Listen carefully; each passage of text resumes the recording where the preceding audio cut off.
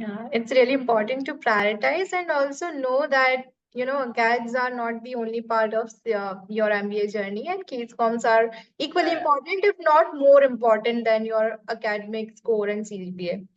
other sectors like FMCG or BFSI or other different companies for that matter, would they be also suited to your fit as a good career? Because totally clinging to one kind of company would actually not work, because you never know what kind of things will actually figure your thing. Because as I said, luck also plays a major factor.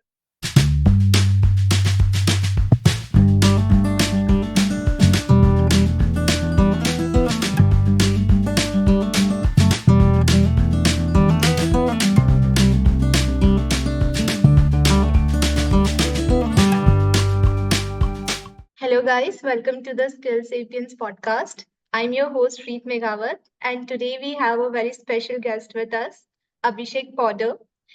In our podcast, we bring you stories and valuable insights from industry professionals across the field.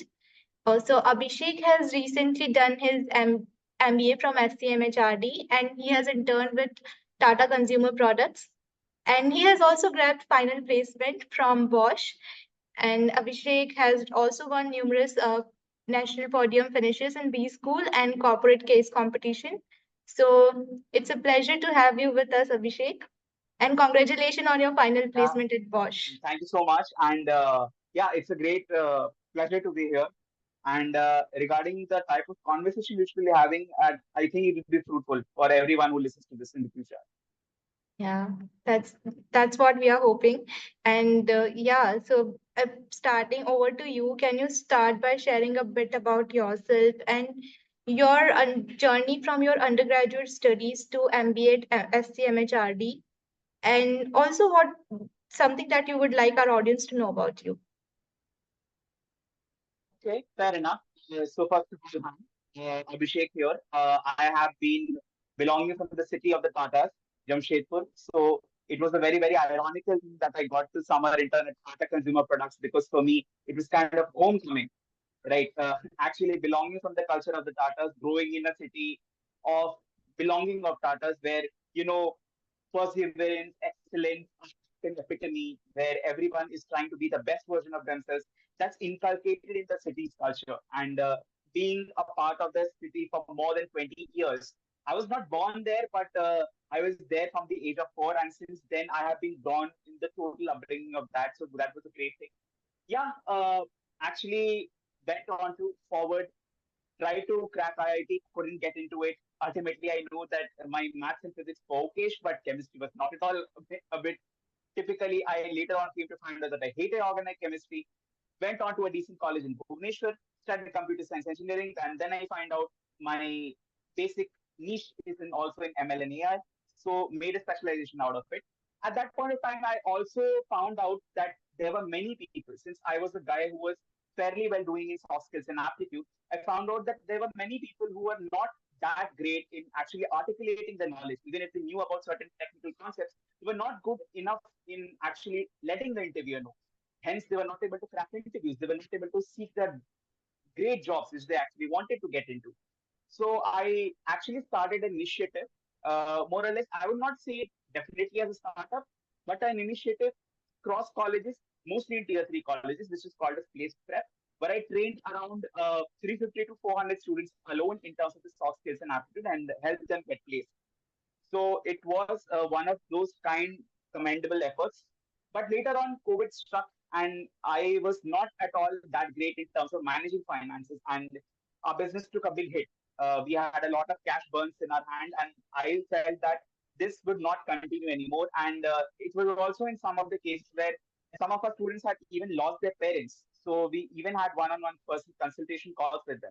It is very difficult to actually keep the momentum of these children going forward, because we felt that first they are in tier 3 colleges, so they don't have a good alumni based network. That's point number one. Point number two is that we also felt that given the small stature in which we operate, it would be very, very difficult for us if we don't have a structured program. And that is not possible to execute because of the one thing. First, we are online. Second, we're not able to get people to pay for us, pay for our program. So ultimately, we had to close and shut down business at the end of 2021. And later on, I then found out that certain business concepts were actually lacking in me, and that's why an MBA would be more suited to a goal. So ultimately prepared for MBA, gave many exams, gave CAT twice, once as in my final year and once in my first year of work. I had a very near death experience while I was working because I had got two one-on-one calls from my boss because I was so desperate for preparing for MBA that I was not working at my office at that point of time. Like I did the bare minimum work. And after that point of time, fortunately, I got a call later from SCM and that's what it is. I actually get to call and rest is history. Yeah, so we would definitely like to know about your cat journey since you mentioned that you had near that experience with your boss. So, do you have anything to share about your cat preparation that would help even the working professionals so that they don't have that near that experience with their bosses? Mm. I feel that one thing which is very, very important while you actually prepare for CAT is to also manage your job well, right? You also don't want to piss your boss off with the fact that you're actually dedicating itself to your total thing. Because ultimately, even if you're preparing for MBA, not all employers take this as a very serious thing. It also depends upon what kind of company do you want to. Personally, I loved engineering. I had my heart in AI and ML, but I was not getting that requisite kind of support when I was working. I cannot name the company due to obvious reasons, but yes, I was not getting that kind of requisite support from my boss, and that's why I also felt that it will be a great thing if I get out of this company with a quick call letter in my hand. I took a risk, but for other people who are watching this, don't take absurd risks like me. It worked in my case, it might not work for you. So try to manage your job well so that even if you don't, because cracking any MBA college is a two-stage thing. It's not just about getting a score like you actually do in IITs and NITs and you're through. It does not happen like that. You also have to give GD, you also have to give PI, you also have to give a written ability test in some cases. So a concrete score of these three things and your overall exam score in certain cases is taken into parameters while you are actually applying for such colleges. So you have to actually benchmark all of this and then rate yourself as to whether you will be getting a call letter or not. If you really think that it is kind of dwindling on the other side as well, then don't screw up your job for that. And second thing, prepare well for whatever you think you have and give all the exams. It's, I think, in my opinion, a very foolish thing if you only prepare for CAT, totally ignoring that there are other colleges also because many people are also not able to do MBA for one reason or what. They forget that apart from CAT also there are other exams. There is ZenMath, there is SNAP, there is this, there's IFT, there are other exams as well. And if you have prepared well, then maybe it can happen that due to some misluck or fortune, so due to some bad luck or misfortune, you will not be able to crack CAT. But it will not happen that you will not be able to crack any exam. Definitely, you'll be able to crack one or two exams, which is my personal opinion. And ultimately, you will have some kind of call letters on which you can actually put your bet and get into a good MBA college desired by your future. Exactly. So when you appeared for the CAT in the first year, did you appear for all the exams as well, or in the second year you appeared for SNAP and MET? That was the primary mistake. That was the primary mistake which I did. I actually was only preparing for CAT, and I did not know at that point of time that there were other exams as well. So yes, I faltered. I fell hard on my face, and then I learned. And that's the experience which I wanted to impart to anyone who listens to this. Yeah, exactly. That's why we have this podcast. So, yeah, coming on to your final placement and your internship at Tata. So, in your case, since you mentioned that you took absurd risk, but it really worked out well. So, do you think that it was somewhat helped you that you were from Jamshedpur and it is the city established by the Tata? So did it played some part in getting an internship at Tata, or do you feel like it was destined to be, or no? It was a pure coincidence. Short answer, no, did not. Because there were many companies in which I was applying for. I cannot name the other companies because I'm not associated with them anymore. And it's also due to confidentiality. But I can name that it's totally a matter of luck at that point of day. Okay.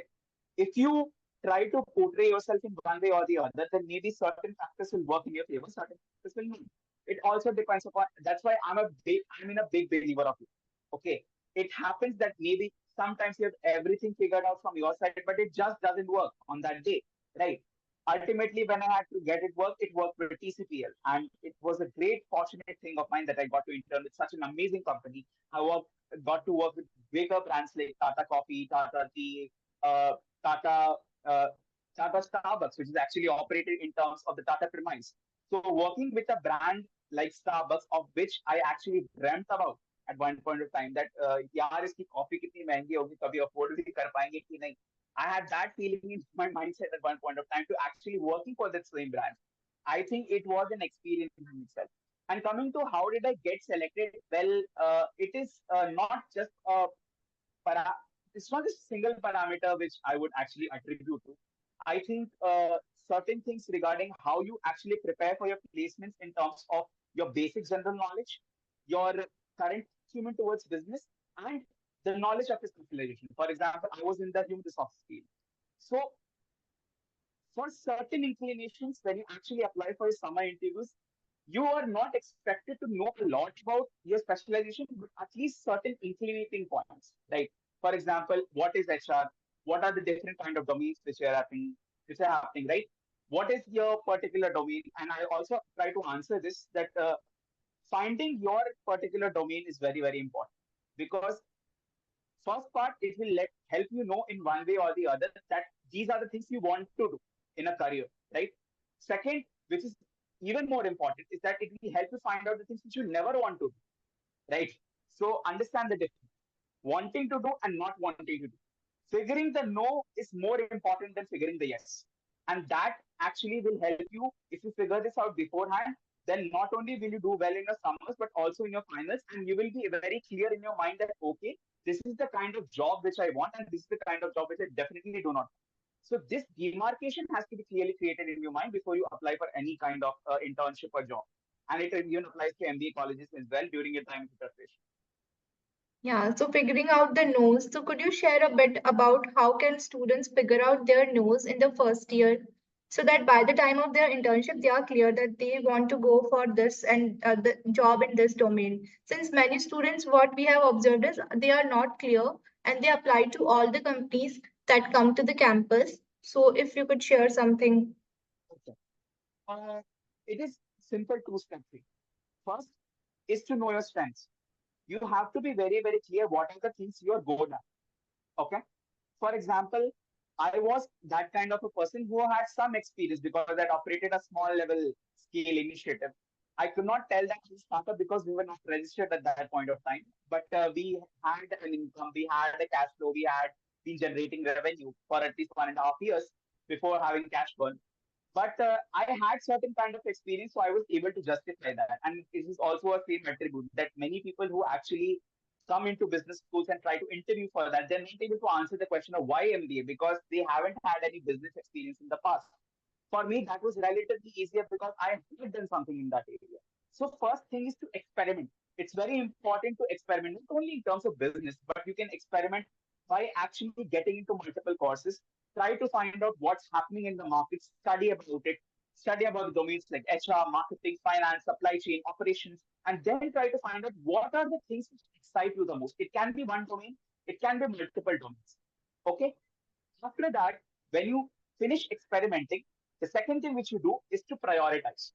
It's very important that you prioritize that what kind of fields are in my first priority. For example, in my case, it was very clear. If I get into human resources, which was my first priority overall, then the HR college will be the first target for me. Otherwise, if I don't get an HR college, then the second would be pure marketing role. It will not be a sales role because I personally found out that I've done sales in the past. I had done intercontinental technical sales, and it was horrible. I couldn't do it.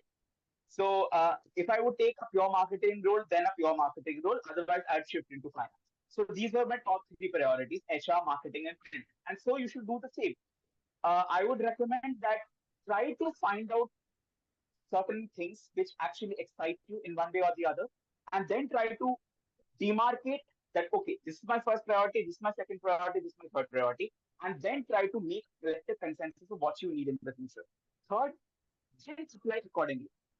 After finding out what are the three or four branches which you would put on a certain priority list, you will then actually try to check what are the best companies in which you want to go. For example, I was really very excited when I actually delved across the sector of FMCG. And FMCG, BFSI, these are the certain sectors which are actually operating a lot. In fact, also while applying, you should also see that in one way or the other, are these sectors also performing well? Because we have been recently seeing that certain sectors have been taking a hit because of the market recessions. So will this sector work for me according to my skills? And will this sector work for me according to the growth which I need? These two things have to be taken into account, and then you can make a calculated decision. And fourth, and the final thing, the companies which you make a list of, do they arrive at your college? Because it will be great if I dream of an MBB, but if that MBB doesn't come to my college, then it's all pointless, right? You know that companies like MBB, they prioritize certain campuses, and certain campuses they give roles at a lower compensation. So that has to be kept alive. I took a certain example because MBBs are mostly taken as the benchmark for any candidate who actually wants to pursue MBA. You know, then first MBA, then management consulting mostly, and then try to get into IM, and then try to actually get into certain consulting companies. But you have to also figure out that other sectors like FMCG or BFSI or other different companies for that matter, would they be also suited to your fit as a good career? Because totally clinging to one kind of company would actually not work, because you never know what kind of things will actually figure your thing. Because as I said, luck also plays a major factor. So even if you're hell-bent, like, okay, I want to get into management consulting, then apart from the top three companies, I would rather say make a list of 10 to 12 companies. You would think that, okay, it's a lot of a big list, but no, because certain companies will not come, certain companies will hire less, and ultimately it will all truncate to that one company in which you want to go to. If you have a greater list of companies to actually aim for, you will actually have a more kind of direction that, okay, my first priority was not set, let's go to the second, or let's go to the third. Then ultimately you will be satisfied in one way or the other in the long run.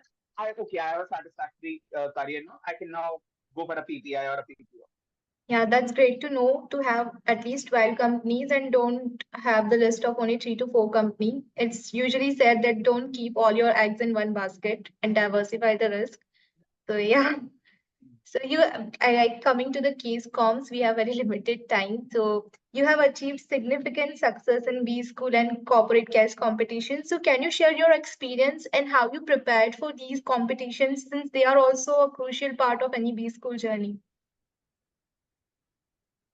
Uh, Case comms is something which I would say it's kind of the life which I actually had during my college. If if a college is if an MBA college is like Earth, then case comms for me is like oxygen. It's like that. I have that level of connection which I actually hold towards case comms. And the second thing is that why I actually started doing case comms. A short answer for that would be because I was not the member of any committee, and I had to badly improve my resume. And case comms kind of intrigued me because I was actually working on good business problems.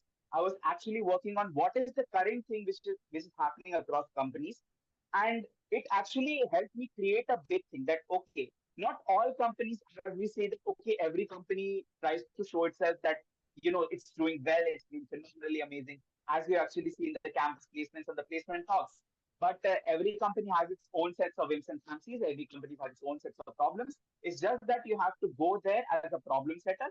And yes, biggest reason for doing case comms, good money and good connects. You get a lot of fame, you get a lot of respect, and on top of that, you're seen as one of the most talented guys of the batch, which I actually got the attribute, and I'm really thankful for that. And also So yeah, CV pointer. yeah, very good CV pointer. And this is one of those kind of a CV pointer which you can brag on for life, right? Because a committee pointer would become irrelevant after your 2 years of MBA, but the CV pointer for case comms and ultimately something which you have won in the longer run will actually be with you for life. You'll be respected forever. And that is the bigger edge which you will have a great network of people and all talented teams, right? I have gotten the privilege of traveling across different campuses. I'm very, very glad that my college, SCMHRD, was very fairly supportive in this matter, that it allowed, even allowed reimbursements in the case of if I wanted to travel to other cases, other colleges too. I went to IIM Ahmedabad, I went to IIM Bangalore, I went to IIM Calcutta. I've traveled more than, I guess, 13 to 14 colleges. I even went to beautiful campuses like Goa Institute of Management and IIM Code. So it was one and all phenomenal experience, made great friends there, and yes, also partied a lot, had, drinks on the beach and multiple things. So it was a great thing in itself. Yeah, that's great to know that you traveled a lot while doing your MBA, and in spite that you also managed to win the case comms. So that brings me to our next question: that how did you balance both the things, like your academics and your case comms, and how are the students who are planning to go for case competition, since there are numerous case competitions? So is there any strategy they should follow so that they can also win the case comms and their acads also not suffer? Single one line answer, Reed. The answer is priority. You have to prioritize. You cannot have both of the ways, right? So this was one tale which my mother actually told me, that when Tenali Raman actually worshipped Lord Goddess Durga at her as his point of time, because he wanted the strength and intellect to become the Raj Vidushak or the royal minister of the Krishna Devaraya Empire, right? At that point of time, the goddess who has been offering that she can actually give him milk and curd both. One is for wealth, one is for intellect. In real life, you can have either the intellect or the wealth. You can't have both, right? You can have the experience of both intellect and wealth, but you also should know that you cannot have the pleasure of everything. You have to either prioritize that, okay, whether I'd be able to do academically and whether I'd be do it through case comps. Now, why case comps over academics? I can answer that question. Because of the fact that case comps are something which will actually help you prioritize both in terms of actual case-based learning. Because not every college advocates case-based learning is actually doing it on a full-fledged level. Let me tell you very blatantly, it is not doing it, right? And second thing is that when you actually do case comps, you actually get to know the internal problems. You learn more, and hence, that even if you participate in academics, you have more practical answers to give in front of other people, right? So in that way or the other, you also came to know that, okay, this is the thing in which I should actually analyze a particular business theory, which I actually read in colleges, and also academics also improves. So it is actually a great thing if you prioritize slightly case competitions more. And CGPA, after a certain point, it becomes something. If you want to become the best student of the year, then maybe it could regard it that. But otherwise, it just does not matter. You can anyway prioritize in case comps, win money, make friends, and ultimately uplift your career. Yeah, it's really important to prioritize and also know that, GADs are not the only part of your MBA journey, and case comms are equally Yeah, important, if not more important than your academic score and CGPA. Speaking about that, we know that team collaboration in case com is very important to win any. So, can you share an instance where teamwork played a crucial part in your success, and also an instance where your team didn't work out, so that it also helps our student? yeah. I try to answer this in a very short term read, because teamwork is that I've been participating in more than 50 competitions. So if you say that in how many instances the teamwork helped me, there are multiple. Okay. It is out of the reach of this podcast. So overall, I can tell you about the general thing which we actually followed the norm. The first thing, if you want a team, the team should be very, very prompt. One thing which actually justifies victories in case comps is the hunger to win. But you really need to understand that in one way or the other. If you don't have the hunger to win, you will not.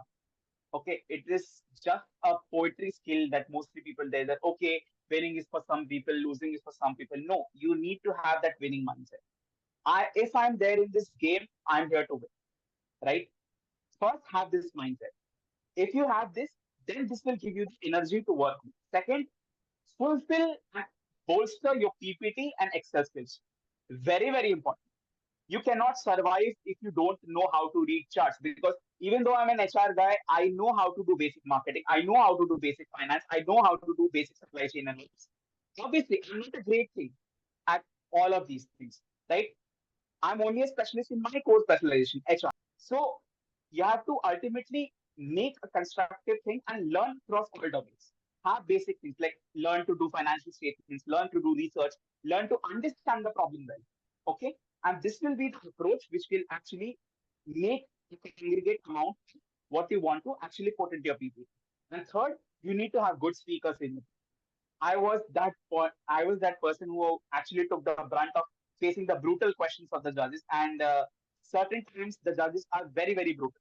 So you need to have those kind of people who, even if they say that, okay, your solution is bullshit, I really don't believe in it, you still have the courage that no, sir, I still believe that my solution works, and here's why. You then list three reasons, A, B, C. So there are certain teams which I actually saw at my point of time is that they tried to justify their point in a very well pointed and structured manner. That's why also they won. So teamwork and collaboration is the bread and butter if you want your team to work. Okay, sometimes it's multiple teams, sometimes it's different teams across different specializations. You have to decide if you want to make your team with your friends, well, good, but you have to make teams with those people who have hunger to win. That is the single mantra which I would suggest. We don't care about who other colleges are, we just want to win, and that's what we're going to freaking do. That is the only thing which I'd like to suggest. Yeah, that's great to hear, and I hope our students got to learn a lot from you. So, any final piece of advice that you have for the students who are constantly participating in all the case comms in their first year of MBA journey or even in their second year, and who are also aiming for final placement or internship? I give three general pieces of advice which would be applicable across all the scenarios which you just listed, because I think it's a very broad answer and not like to answer that in a great detail because I already spoken enough. First is to please have the hunger to explore. It's very important that you understand different domains. Try to experience every part of whatever you see. Maybe these are certain things in which they are actually trying to get into. And then make a holistic perspective, because ultimately networking and learning are the two major facets of what a good MBA can provide. Second, try to avoid toxic environments and try to avoid making decisions which you will regret in the future. Basically, don't make any hasty decisions. If you want to get into something, plan, talk with people, try to make certain decisions in a way that it is well informed, it is well structured, and you also have a plan B. Having a plan B is also very important if the primary plan doesn't work. And third, the general quote, never give up. Don't give up at all. Because if you have come this far, you haven't come this far only to come this far. There is always light at the end of the tunnel. You should always focus on whatever your best strengths are, and hopefully everything will fare well in the end. So you just have to believe in yourself. Wise words indeed. Thank you, Abhishek, for taking out time and having this conversation with us. It was pleasure to have you here with us today. And to our audience, if you have managed to reach the end of this video, we would love to have you back. So please subscribe to our channel for even more enriching conversation. See you until next time. Thank you.